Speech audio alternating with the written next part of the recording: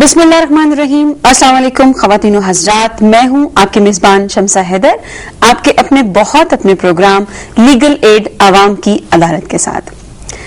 ख़वातीन व हज़रात, सबसे पहले तो आपको लीगल एड की पूरी टीम की तरफ से और कोहिनूर टीवी की तरफ से इस नए इस्लामी साल के लिए बहुत सारी नेक तमन्नाओं के साथ ढेरों दुआएं आप सबके लिए, इस पूरे पाकिस्तान के लिए और जहां जहां भी पूरी दुनिया में मुसलमान बसते हैं कि खुदा करे कि ये नया इस्लामी साल हम सब के लिए ढेरों खुशियां लेके आए, ढेरों हमारी मुश्किलें जो भी हैं, जो भी इस उम्मत मुस्लिमा के ऊपर हैं, वो सब आसान हो जाएं। अल्लाह ताला हम पे रहम करे और हम पे तमाम बलाओं को टाल दे। इन नेक दुआओं के साथ हम अपने प्रोग्राम का आगाज करते हैं।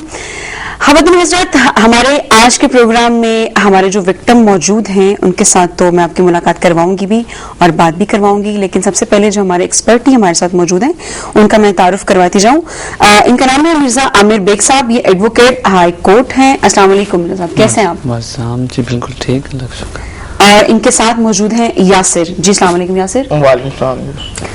नाज़रीन, प्रोग्राम बाकायदा शुरू करने से पहले मैं चाहूंगी कि मैं आपको अपना फोन नंबर बताती चलूं ताकि आप हमें कीजिए लाइव कॉल्स और डिस्कस कीजिए हमारे साथ अपने तमाम मसले मसाइल, अपनी छोटी छोटी बातें भी जो आप समझते हैं कि आप और कहीं से नहीं जान सकते। भाई हम मौजूद है ना यहाँ पे आपसे आपके दिल की बातें सुनने के लिए। हमारा नंबर नोट कीजिए 0423630948। और अगर कोई ऐसी बात जो आप समझते हैं कि आप हमें लाइव कॉल नहीं कर सकते या आप चाहते हैं कि कुछ आराम से हमारे साथ डिस्कस करें और हमसे अपने मसले का हल जानें, तो उसके लिए हमारा ईमेल एड्रेस भी मौजूद है। आप हमें ईमेल भी कर सकते हैं और हमारा ईमेल एड्रेस है legalaid@kohinoor.tv। जी यासिर, आप ये बताइए कि क्या प्रॉब्लम है आपके साथ? जी, मैं स्टडी कर रहा था तो मुझ पे एकदम से ना केस डाल दिया गया मर्डर का। हमें थाने ने अरेस्ट किया घरों से और हम पे ना ब्लाइंड मर्डर डाल दिया गया, मारपीट करते रहे। हमें थाने से दूर किसी अंधी जगह पे हमारी आंखों पे पट्टियां बांध के ले गए। उधर तकरीबन 7-8 रोज रखा इन्होंने, हमें मारते पीटते रहे। कहते ही मानो हमने काम किया नहीं, मर्डर किया नहीं था, हम कैसे मानते। कहते हमें पता चला आप लोगों ने किया। मारते पीटते रहे। उसके बाद ये जब उनको कुछ नहीं मिला फिर कहते पैसे दो। पैसे अपने घर वालों से फोन पे बात करवाते थे, कहते थे पैसे मंगवाओ पैसे मंगवाओ। पैसे उनको काफी ज्यादा दिए, तकरीबन 4-5 लाख रुपया दिया। 7-8 दिनों बाद उन्होंने फिर हमें ना नाजायज असला का केस डाल के ना हमें जुडिशनल कर दिया गया। तो उधर से जब हम चले गए जेल में। आप मुझे ये बताइए कि आप स्टडीज क्या कर रहे थे? मैं उस वक्त FA कर रहा था। अच्छा, और आपके साथ आपके और दोस्तों को भी जी अरेस्ट किया गया? जी, वो भी। आप कितने लोग थे? हम 4 लोग थे टोटल। और चारों को ही सेम यही था? हाँ जी, कि कत्ल किया सबने? जी इसी तरह। अच्छा, तो बॉडी कहाँ से मिली, क्या सारा डिटेल से कुछ बताइए।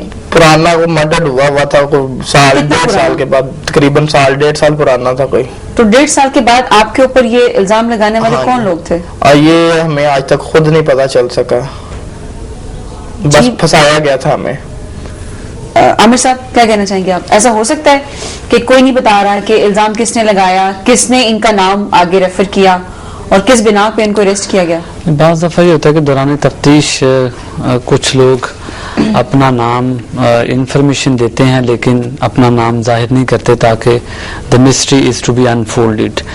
तो उसमें तफ्तीश का दायरा कार जो है वो वसी करने के लिए किसी को भी वो शामिल किया जा सकता है, लेकिन उसके लिए इन्वेस्टिगेशन का एक प्रोसेस है कानून के तहत। उसमें अगर किसी को किसी शख्स पे शक हो, किसी मजलूम आदमी को, तो वो पुलिस में जाके अपनी एक स्टेटमेंट रिकॉर्ड करवाता है जिसे हम सप्लीमेंट्री स्टेटमेंट कहते हैं, और उसकी रोशनी में पुलिस जो है वो अपनी तफ्तीश का दायरा कार वसी कर देती है।